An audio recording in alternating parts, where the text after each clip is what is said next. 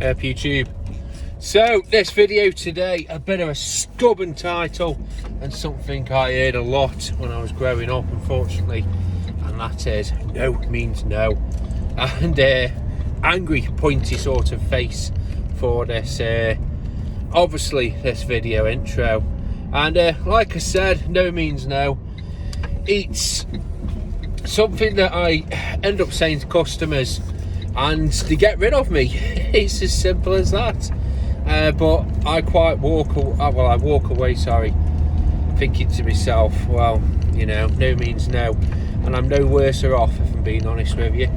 If anything, I'm better off, and unfortunately, as I said, you know, I find myself saying this quite often. And latest instance is that I had a customer, and I worked for her last year, so this is coming up for a couple of seasons now. And I worked for her last season, I worked for her this season, and she's an okay customer. Well, she was an okay customer, and what I mean by that is there's no sort of harm in her, no sort of malice. It's just that her way of seeing things is it's all benefiting her, and the minute she thinks it's changing to it's benefiting me, well, this is where the problem lies. And like I said, she took me on to look after her property. There was 2 properties. I looked after one, and then she said she's bought another one, and could you go and look after that? And I'll be honest with you, she stung me with one of them because they were agreed or they were priced up as fortnightly prices. And what ended up happening was that she grumbled a little bit about the money because she wasn't living in one, and could I do it as a monthly visit instead? And I did agree with that, and I did agree to that. So I can't really, in this situation, be sort of poor or pissy about it, because that's what I agreed. And we went on to this season, and she was living in one. So the one that she wasn't living in was just a grass cut basically, and the one that was a monthly went back to a fortnightly, and then the fortnightly one, well, again, she sort of pled poverty to me, and she said to me, so, well, this is the thing, when customers say things that they load the question, and it's very hard to sort of give the response you actually want. So for me, whenever she mentioned about money, it was always caveated with the husband passing away and leaving her problems and all that. And it's very hard to sort of say no to that, or to do, you know, to say, well, no, I will charge you for fortnightly instead of helping you out going to a free weekly, you know. And that's what I ended up doing. And I think sometimes my, in air quotes, good nature, you know, and this is the thing, this is why I always say put everything behind a paywall, because I don't mean everything, but, you know, the big stuff, because if you do things, you know, so in this situation, again, it was me saying free weekly, and I agreed to that, so I can't be pissy about that. But what I am pissy about is the next thing, is where she said about, no, could you do it every 6 weeks instead, because again, the money's tight, and could you do it as, you know, 6 weekly? And I says no to her, and she says, well, she says there'll be other people who would be interested at doing it that. Now, I did try to plead, and this is the thing as well, this customer is the reason that I put business owners in as red flags, because she's a business owner, and for me, I thought she'd understand it. I says to her, I says, well, I said, I took on your property and gave you a fortnightly price, then it went to every 3 weeks, and I kept that price the same. But I absorbed the extra time and the extra work, so I took that that's been taken out of that price, so I'm getting a little bit less. I says, to go from 3 weekly to 6 weekly, or whenever you decide, because that was the other option, I says, well, that's double the work. I said, I can't absorb it. And then that's when she gave me the ultimatum basically. And you know, you try to plead to you know, the good side, and well, like I said, it didn't end up happening. And basically she just says, well, there's other people that are interested I said, that's fine. I said, let them do it. And then, you know, she says, well, if you don't want to do one of the properties, you don't do the other one. And I said, that's fine as well. I says, because it's taking the piss. It really is. And I don't like doing it. I don't like leaving people halfway through the season. But as the title suggests, you know, no means no. I'm not going to sort of give out for one to then end up losing on the other, because eventually down the line I'd end up losing out on that anyway. So it is hard, and it is horrible, and it is frustrating, and it does wind me up, and this is the thing. And as much as it sort of pains me to say it, I don't regret, you know, I don't regret at all. If anything, you know, she's got the poorer deal because she's got to find somebody else now. I can walk away. I tried, you know, and she did actually ring me up a bit later on, and she says to me, oh, could you come back? When would you want to cut it? And I just said, I can't. I says, you know, basically the ship's sailed already. You know, if it is that I was to come back, this conversation would arise again. And I says, you know, you're saying about the money issues. I think it's better off, as we are, you know, amicable now, leaving it as that, because it can end up where one of us, you know, feels, you know, a bit done by. I left it at that. So a bit more on the whole no means no. What's helped me is setting sort of hard limits for my business. Now I'm hoping I put this video out about my core values, as sticking to them has really helped. And I'm somebody who doesn't like saying no. I struggle, and I'm a people pleaser, and I've had to learn how to do that over the years. And unfortunately, it does cut. You know, you've got to crack a few eggs to make the omelette, and I've done it. God, the amount of shit work I've took on, I really have took some shit work on, because I'm trying. You know, you're pleasing the customer. It's like Brenda. She was a prime example of worrying, because I worked for her, and I also worked for a friend of hers, Charlie, and another chap and another person. And when I think about the people that she recommended, God, they were the most unusual, weird people I have ever met in my entire life. And it's so totally strange to sort of think about, you know, the work. And it was all born from not wanting to say no to it. But saying no has actually helped my business. You know, and it's horrible, but think about, maybe look at the bigger picture. I've sometimes, you know, I've said to myself, Luke, for this lady, I'll tell you what I charged her. I charged her £25 for a grass cut, and I charged her £35 for the property maintenance. Well, that £25 would have, you know, stretched to an every 6 weeks. So really, I would be doing 75 quid's worth of work for 25.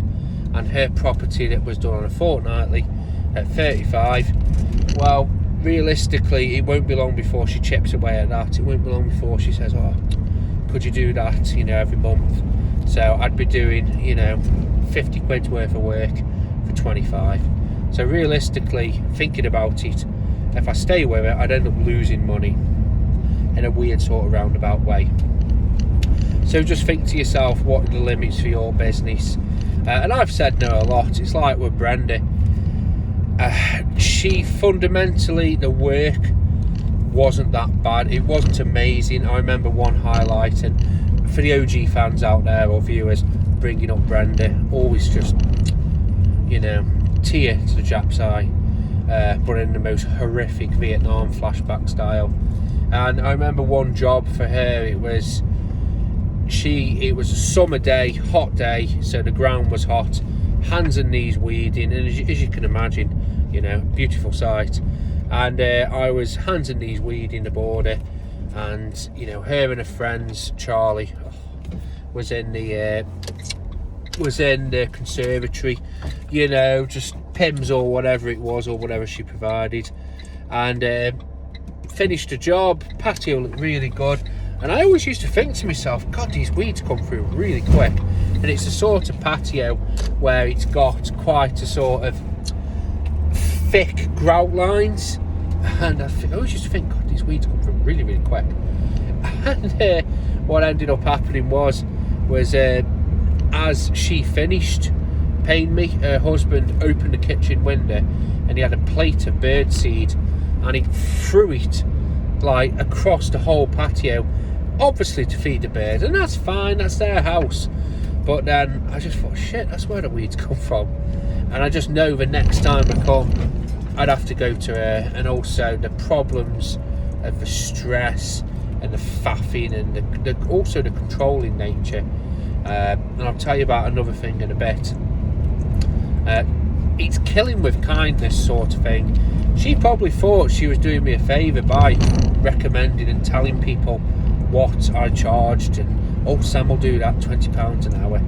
But I'm telling you what, as much as it, and nothing's personal in business, that's how you've got to see it. Nothing's personal. So me dropping her, she chose to take it wrong. I actually saw her the other day and you've got to laugh, because if you don't, you'd be reading into it and you're thinking, fucking hell, that's really horrible. And it was so petty. I work for somebody at the bottom of her road, and I am sure as chicken lay eggs, she's had a word with that customer. But anyway, she still has me, we get on.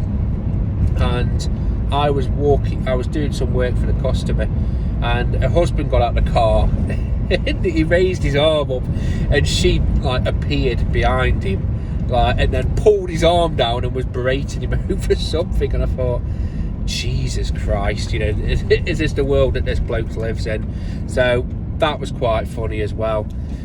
It's also, and I'll mention, this isn't Brenda, but I think I mentioned this in a quote, one of the quoting videos. I went and did a job for a lady, and I stroked her dog, and she had a lovely golden retriever, and it ever such a nice dog. And so I was stroking it before we did the quote. After I did the quote, she didn't like what I said. I couldn't do the job. She wanted a lot of weeding work, even though she asked for help with other jobs.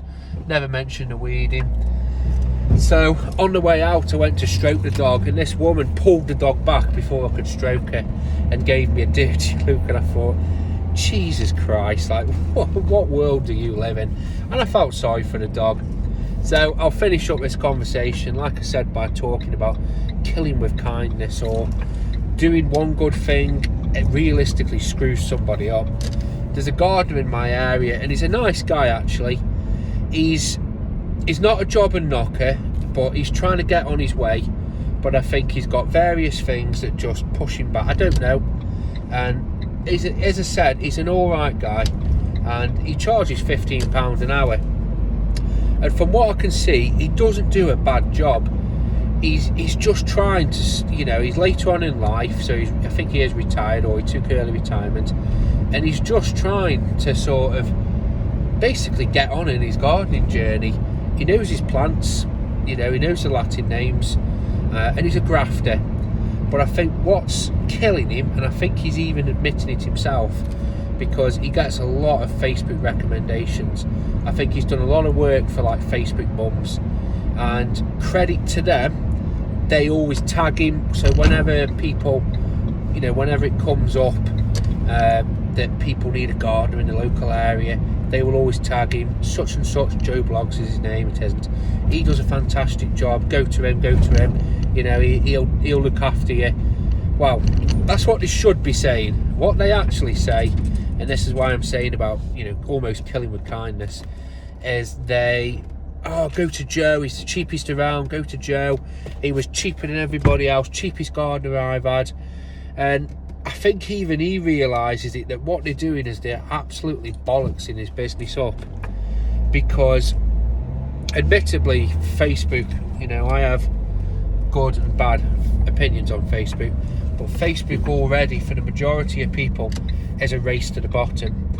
But what these people are doing is telling them that he's going to be the cheapest already, and he sort of touched upon that with one conversation, because he says about he's going to people and they're expecting him to be cheap, they're expecting him to work for nothing, And you know, he says he's charging 15, but he said he is trying to charge £20 an hour now for work. So he's getting there, you know what I mean? This bloke's getting there, but he's going, you know, you imagine, you know, the recommendations is he's cheap, and he's coming and saying, you know, and he said, this is the thing, he says, even when he's telling people that he's £15 an hour, which I think's a bargain for the work that he leaves behind. And you know, don't get me wrong, his and my business are different. He's got, his kit is a lot, you know, it's a lot more budget, his setup's a lot more budget, but he's still value for that money. But he says he you know, even then he's getting people that are knocking him down on price all the time. So you know, this lady, as much as she's doing him a favour, she's fucking him proper hard, and that's what I mean, killing with kindness. So we went a little bit off track. I do try and brighten conversations. I think if you're still watching this, you are a member, definitely a member of the Cool Kids Club at this point in time. That reference for anybody out there who watches backyard bullying, yeah, going way off topic now, but like I said, I do try and intersperse a bit of sort of humour into things. And some people will probably find the Brenda situation, the dog thing, not funny, but for me, I just laugh about it, because if you don't laugh about it, it'll get you upset and it'll get you down. And you know, these people with, you know, in the big houses, and they aren't happy. When I look at that situation with him, they aren't happy. You know, and it's like that with a dog. They aren't happy. They're just miserable people inside. And you know, it is what it is. I'm happy. I enjoy my job. I love what I'm doing. I love doing the YouTubes. You know, and I'm always around with a smile on my face. And that's the best way of going about things, if I'm being honest with you. So have a good day, keep on gardening, and keep on doing what you enjoy, basically, because we aren't here for long. And you know, no mean no. If you don't want to work for them, put them in the bin. It's as simple as that, because we aren't here long. And people like that, you know, they don't care in the grand scheme of things. So put your foot down. Have a good day, keep on gardening, guys.